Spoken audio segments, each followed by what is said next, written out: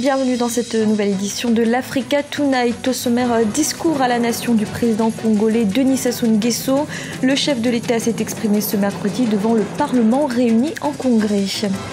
L'ancien président burkinabé Blaise Compaoré sera bien traduit en justice. Ses partisans n'ont pas obtenu de la Cour constitutionnelle l'annulation de la procédure de mise en accusation. Et les autorités sanitaires africaines s'inquiètent des ravages de l'utilisation des produits éclaircissants, un phénomène qui ne cesse de prendre de l'ampleur et qui peut avoir des conséquences dramatiques. Le président congolais Denis Sassou Nguesso s'est donc exprimé ce mercredi devant le Parlement réuni en congrès. Un discours sur l'état de la nation, le dernier de son septennat commencé en 2009. Le chef de l'État a notamment dressé le bilan en matière de retour de la paix après des guerres civiles à répétition. Écoutez le président du Congo. La paix est le fondement de tout, de la liberté, de la démocratie, du vivre ensemble, du progrès économique et social. Voilà pourquoi nous avons fait de la paix notre credo. Dans un contexte mondial aujourd'hui fait de guerres, d'attentats et de nombreuses atteintes aux libertés, on ne peut que se réjouir de la quiétude, de la sérénité, de la sécurité et donc de la paix qui caractérise notre pays. Au Burkina Faso, le Conseil constitutionnel saisi par l'ancienne majorité au pouvoir afin d'annuler la mise en accusation de l'ex-président Blaise Compaoré s'est déclaré ce lundi incompétent pour statuer sur la question, une décision qui ne peut faire l'objet d'aucun recours. Alioune Guindo.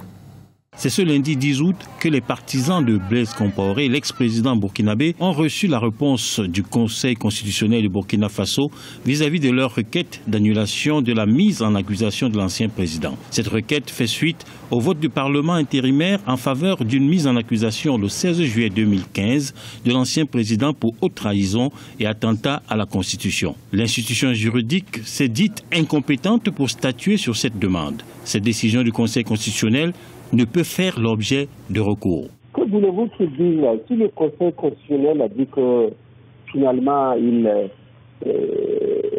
ne sont pas habilités à se prononcer sur cette question, ils sont obligés de prendre acte. Qu'est-ce qu'ils vont faire? Moi je crois même honnêtement que ceux qui sont là-bas, s'ils ils réfléchissaient beaucoup, ils n'allaient même pas se battre sur ce truc-là. Non, le problème là, c'est se préparer pour pouvoir répondre lorsque le tribunal l'instance va les appeler pour montrer qu'ils n'ont rien à se reprocher, c'est tout. Mais vraiment se battre aujourd'hui pour dire que les députés n'ont pas suivi ce que dit la loi, bon, moi je crois que c'est vraiment un combat d'arrière-garde. Le fond là, ça c'est purement la forme. Le fond là est là. Après rejet de leur requête par le Conseil constitutionnel, les pro-Compaoré essuient un affront de la part de la plus haute institution juridique pouvant être capable de changer la donne pour l'ancien président Blaise Compaoré. Celui-ci a été évincé du pouvoir le 31 octobre 2014 après 27 années passées à la tête du pays des hommes intègres. Les poursuites qui avaient été engagées contre Blaise Compaoré et contre ses principaux proches étaient un acte à la fois juridiquement et politiquement très important au Burkina Faso, en tout cas très révélateur. Si j'ai bien compris, les juridictions en question ont fait savoir aujourd'hui que le procès ou les procès devaient se tenir avant la fin de la période de transition. Il y a d'autres discussions sur le point de savoir si un certain nombre de ceux qui avaient entouré Blaise Compaoré peuvent se présenter aux élections prochaines. Et l'un des arguments que sortent ces personnes-là, ou que font valoir ces personnes, c'est que tant qu'elles n'ont pas été condamnées, principe de présomption d'innocence oblige, elles ne peuvent pas être dessaisies de la possibilité de pouvoir se présenter. Selon le procureur général de la Haute Cour de justice, les premiers jugements auront lieu avant la fin de la transition. Cette dernière elle-même, mise en place en novembre 2014, doit s'achever à l'issue du prochain scrutin présidentiel prévu le 11 octobre 2015. Dans l'actualité également, la communauté économique des États d'Afrique centrale confirme le report de la fin de la transition centrafricaine. Le président en exercice de la CEAC, le chef de l'État gabonais Ali Bongo Ondimba, a signé mardi un décret dans ce sens. La transition est prolongée jusqu'au 30 décembre afin de permettre l'organisation d'élections crédibles.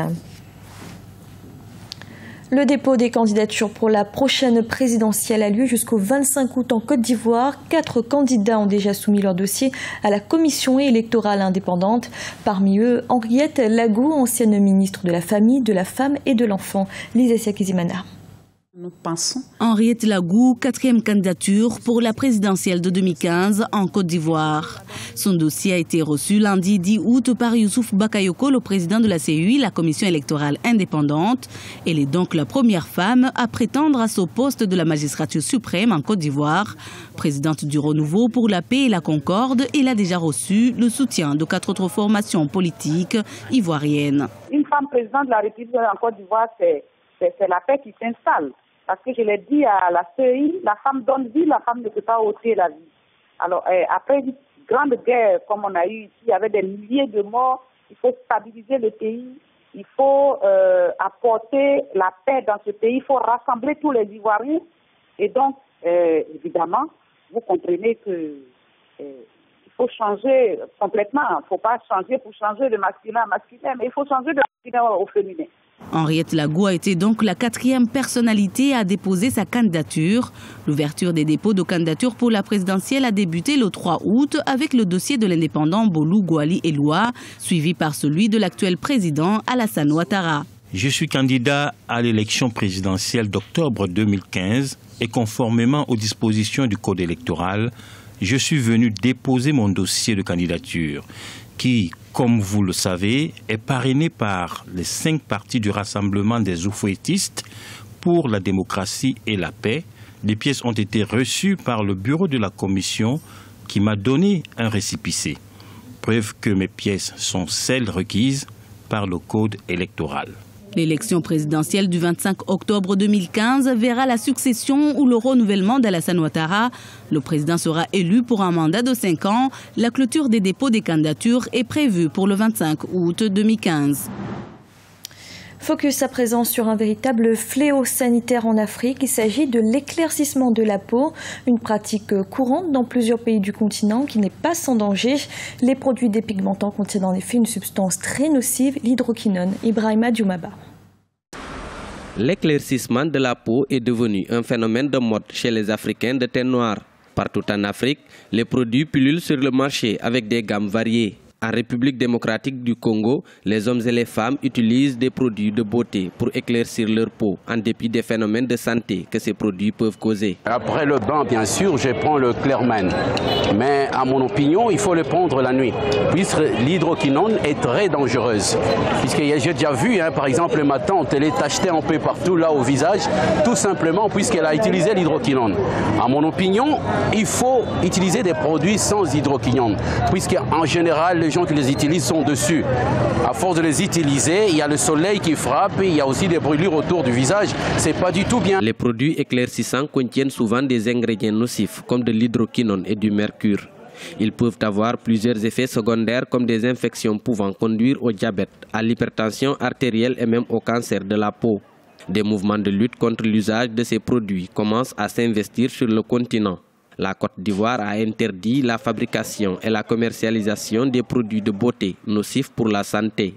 En République démocratique du Congo, le contrôle fait défaut. En Afrique, jusque-là, il n'y a pas beaucoup de lois, à part aujourd'hui la Côte d'Ivoire qui a interdit les produits éclaircissants en Côte d'Ivoire. Bon, ici, c'est jusqu'à 2%, vous pouvez avoir 2%, mais même ces 2%, nous avons fait des tests avant de lancer cette campagne, et c'était au-delà de 5%, de 6%.